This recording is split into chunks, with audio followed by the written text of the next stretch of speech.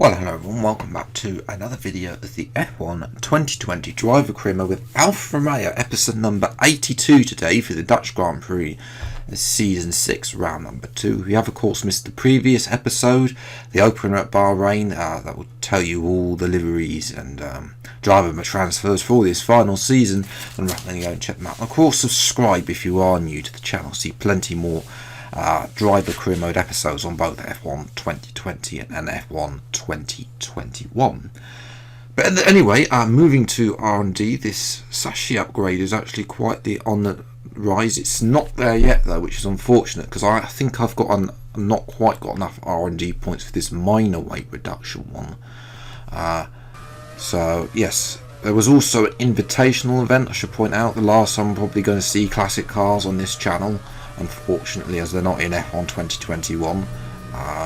Fortunately though, it was an overtake challenge and I missed the last car. Probably could have dive bombed it at the last moment, but missed it completely really. So that was a bit annoying, but doesn't really matter. I was just trying to have a last hurrah in this classic cars. But I'll tell you, we've now got to a situation where we've got enough R&D points for a ultimate drag reduction upgrade, which is going to come in for the Monaco Grand Prix. So I think that's definitely going to help. Definitely overtake Williams, pushes towards the light McLaren Renault racing point on that side, and then we will probably work towards that weight reduction and weight redistribution upgrades as well on the Sashi side before doing those final ARR upgrades. One change in the terms of the R&D, Alfa TYRE have got very close to Red Bull now. So Red Bull, Mercedes and Alfa TYRE are very close. Renault a little bit back, and then we're trying to sort of climb towards that little gap of McLaren Racing Point, Williams as well. Maybe, although Renault, to be fair, we did have some pace against them.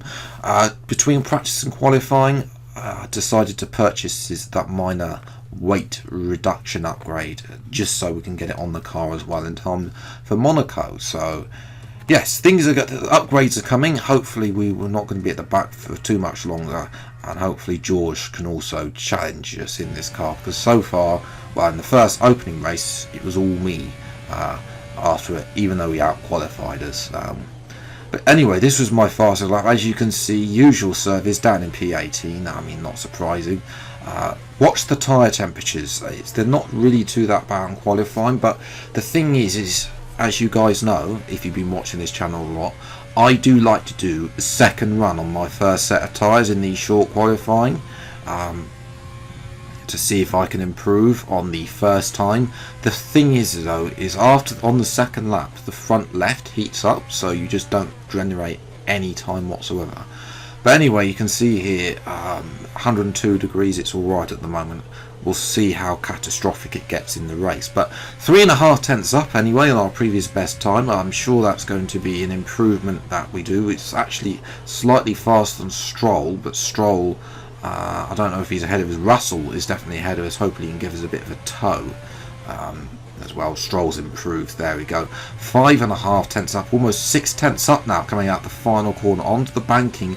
Can we get in front of Zhou or Russell? We'll have to wait and see. Can we? No, is the answer to that. It's P18. I mean, we just burnt an extra set of soft tyres. Not that it matters, because this is only a 25% raise. Typical, both Ferraris on pole, very close, 18 thousandths of a second separating Vettel and Leclerc.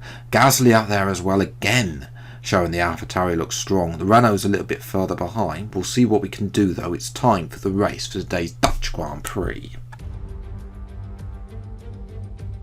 Welcome along then to the North Sea coast and Zandvoort, 25 miles away from Amsterdam, and the host for today's Dutch Grand Prix. It's a race the great Jim Clark won on 4 occasions, leading for an astonishing total of 370 laps.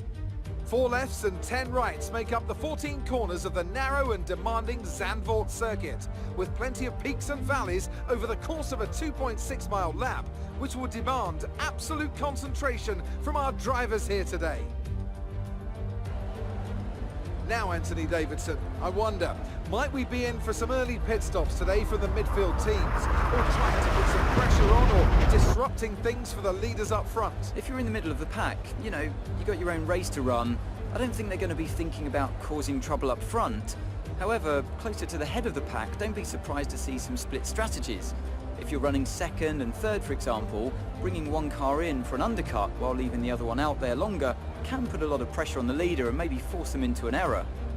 It's time to see how our drivers are stacking up after yesterday's exciting qualifying session. Sebastian Vettel has a clear track ahead of him today. He starts in pole position, and it's Charles Leclerc in P2. Looking down the rest of the grid, we have Gasly, Verstappen, Carlos Sainz, and Magnussen, Bottas, Albon, Giovinazzi, and Esteban Ocon, Norris, Latifi, Lance Stroll, and Giotto, Kvyat, Joe, George Russell, and an Alfa Romeo, De Vries, and Nobuharu Matsushita. And now it's time to head down to the track. After the points finish last race, let's aim to keep the momentum going. Yeah, we got lucky last time out of Bahrain. I don't think we're going to do so much this time. I did a lot of strategy thinking, by the way, and in the end just decided to do a soft and medium stint. Lap 10 seemed to be the fastest, so we'll see what happens there. Front lights around there, and away we go, and it's a good start, better than Russell and Joe, as we try and go down the inside of one of the Williams. I think it's Kvyat, and we're going to force the other Aston Martin livery racing point to Stroll out as well and move up into P12. Though we're moving into the carousel section, Norris ahead of us. We're going to go all the way around the outside of both Renaults there. Can we get the traction? Yes, we can. What a brilliant overtake, and up into P9. That's just 11 we've gained. Well, not 11, 9 positions on the opening lap. Very nice to see there. As though Giovinazzi though is not going to give up. He had a big fight with us at Bahrain, and that fight's continued into the Netherlands, and he tried to go around the outside there. A little bit of contact with Giovinazzi there, but nothing to do so there. As we jump to lap 2, the tyres are cooking quickly. Giovinazzi tries to go to the inside. We force him out, taking the outside, going to the inside line. I feel that's the best, but you can see here it's horrific on the front left. 107 degrees. I've never seen a front left tyre that hot. It's bad. And we've got 7 more laps of this before, and even then it could affect the mediums as well. But we just got to live through it. We don't have the pace anyway. As we take a look, as they're all but by order, Verstappen will be looking to get a podium ahead of Gasly at his home Grand Prix. I'm sure Red Bull will be looking to switch him ahead of their Sainz as well, as lurking as well. But has he lost his form? As Jeff just thinks that it's a good idea to pit 2 laps on lap 12. That means our teammates most likely coming in on lap 11. Russell, who's in the back of this queue of ours, as Giovinazzi tries to go around the outside of this carousel here. We'll get a replay on board with it. You see I've got a bit of grass, and then really he just tries to go around the outside. Nothing. I don't think there was it's a racing incident. There's not what I'm going to be doing. But one thing I have noticed is that even though we haven't got like maxed out on the fuel part side of things, every time I was going with the overheating corners, I was gaining fuel. So I don't know. I don't know if the game's broken in terms of this, whether it should be doing that. I'm having to go in rich mix for quite a lot of the lap now, because I did not want this fuel. I put in like 0.8 plus 8.8 of the lap to to have a little bit of time with a thing. But anyway, Nicholas Latifi, he's after getting points at Bahrain. Unfortunately, it's going to be no points for him today at Zandvoort because he's out of the race. Fortunately, that didn't bring out the safety car, so we jumped back to lap 10. We set 2 green sectors. We've obviously been burning a lot of fuel, been rich pretty much for a couple of laps now to get that fuel down. So we come in. I think we're going to be jumped by at least one of the Renaults. We don't have the pace to take on both Renaults today, unfortunately. 3.1 second stop as well. They need to get better with their stops Alfa Romeo, and there's Ocon who's undercutter, so I could either react to Ocon or Giovinazzi, and I chose to go with the championship and react to Giovinazzi. Unfortunately though, our pace on the mediums was slow, and Norris overcut us even though he's on the hard. So as Giovinazzi's hit us on the left hand side, we tried to go defensive again in these intermediate laps. I have not been going very fast. I've been falling asleep at times. It's getting a little bit that dull, to be honest. But Giovinazzi, I think, is going to be coming in again. From my view, a racing incident with Giovinazzi, and Giovinazzi comes in. Not that he's getting any points anyway. But for me, I mean, I was just falling asleep in these final few laps. Giovinazzi's pitted in. It's just a nice Sunday drive, falling asleep and let the car drive itself to the finish line. Fortunately, I was rudely awakened by Lance Stroll on the penultimate lap, who decided to wake up. I don't know where Stroll's really been. He's sort of not been anywhere in this race, and finally he's started to put some consistent laps in there. Not really trying to force our hand, trying to go around the outside though into the approach to the second DRS zone. We force him to the outside and retain P11. You can see there though Ocon, who came out literally like a second and a half out of us when we made our pit stop on the start of lap 11 and a half seconds ahead now. So the pace hasn't been there. It's been a struggle, and the front left tyre has been the cause of that, of most of it, and the car a little bit as well. Crossed the line for a dismal P11. No points.